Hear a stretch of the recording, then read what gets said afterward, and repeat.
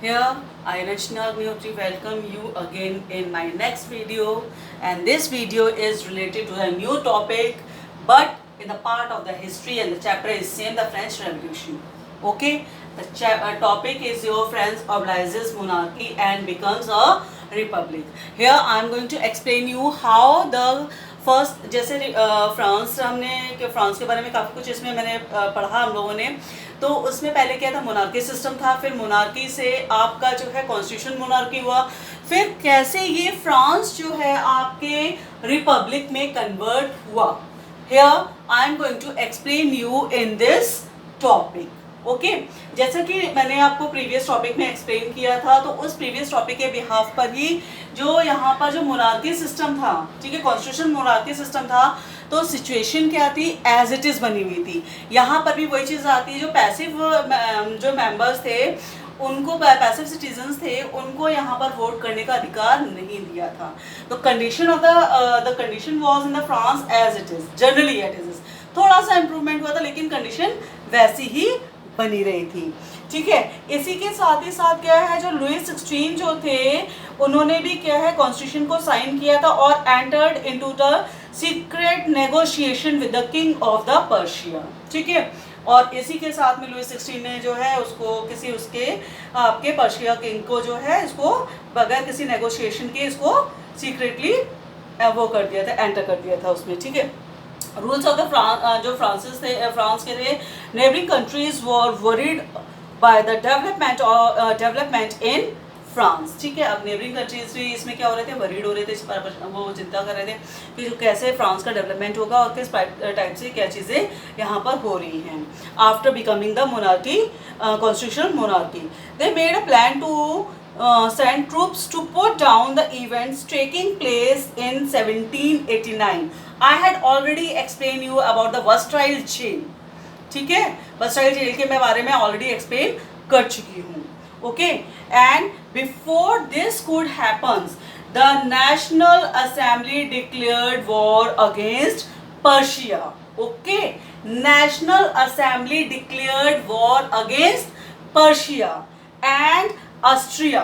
ठीक है, किसके against, Persia and Austria. When April 1792, यानी 1792 में जो है ये इन्होंने नेशनल असेंबली ने वॉर डिक्लेयर कर दिया था, किसके अगेंस्ट में, पर्शिया एंड ऑस्ट्रिया के अगेंस्ट में।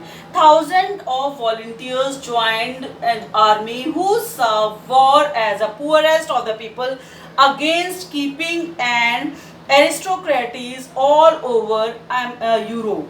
ओके, among the, मतलब क्या है इसमें मैं क्या चीज़ एक्सप्लेन कर रही हूँ कि जितने भी आपके first state and second state के अगेंस्ट थे और अगेंस्ट द मोनार्की सिस्टम के अगेंस्ट थे, उन थाउजेंड्स ऑफ पीपल्स ने क्या किया था कि ये आपकी दे ज्वाइन द आर्मी। ठीक है, दे उन्होंने आर्मी को ज्वाइन किया। और इसी के साथ में जो वहाँ पर जो है Marseillaise composed by the poet Rouget de Lisle. Okay, it later became the national anthem of France. What was the national anthem of France?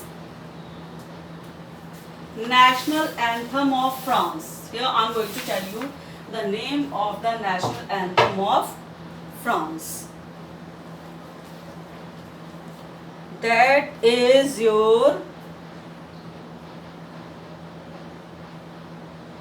which was sung by the first time by the volunteers from the Marshall. ठीक है, Marshall, MARSELLES.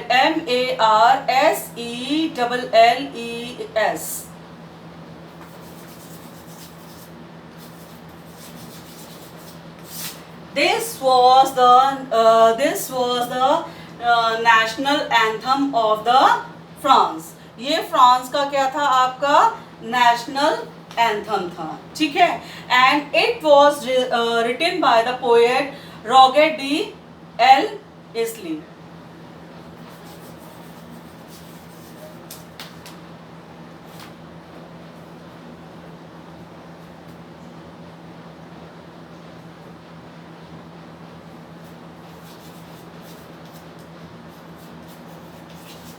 रॉगेट de Lisle. ठीक है ना, तो ये समझ में आ रहा है, ये आपका फ्रांस का नेशनल एंथम था और written by Rouget de Lisle, ठीक है। ये आपके नेशनल, इसमें फ्रांस का national anthem and which was sung in the national assembly in the first time, ठीक है। और ये फर्स्ट टाइम इसको संग किया गया था और दैट वाज द, कहना चाहिए ये जो है that was the beginning of the war against the Persia and Austria. Now here the revolt, what was the revolt of revolutionary, ठीक है, what was the revolt of revolutionaries war.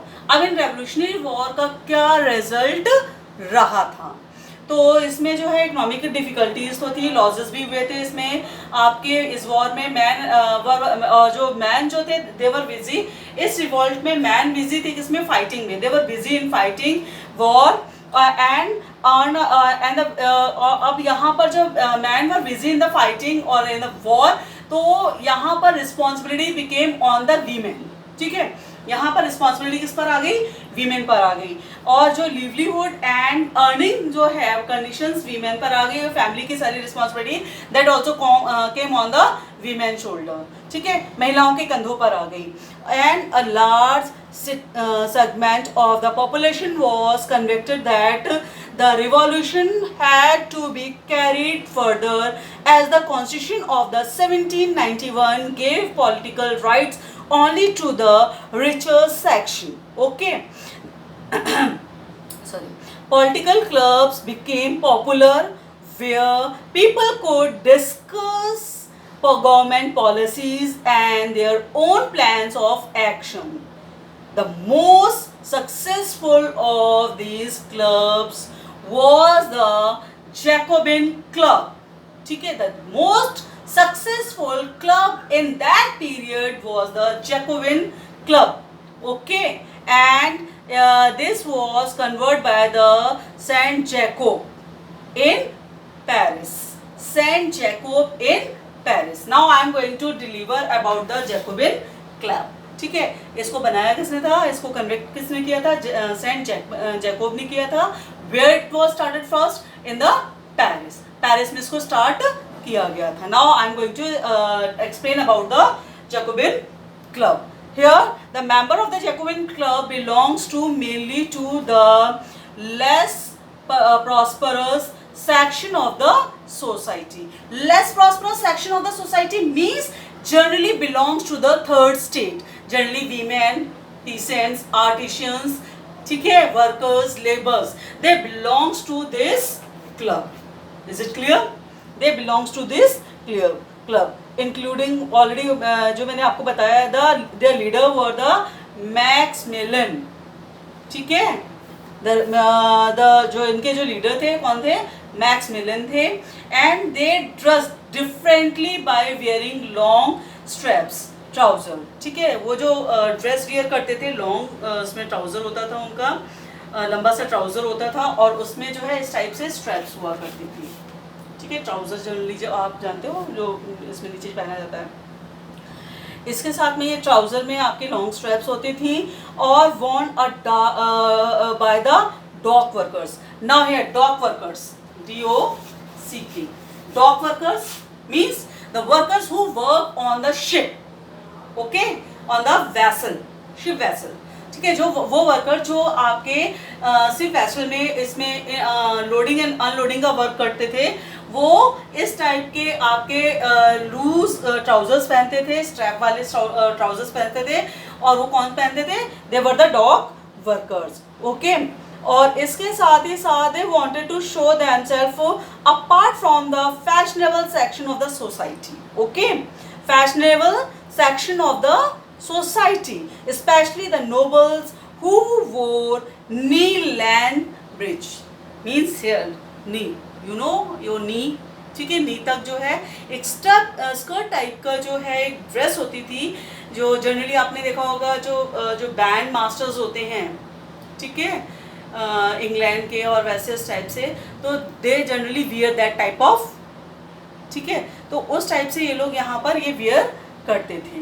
आपके जो rich section होते थे, Nobel people होते थे, वो उस टाइप के ड्रेस कोड को वहाँ पर वियर करते थे, those who are in a higher post, okay okay.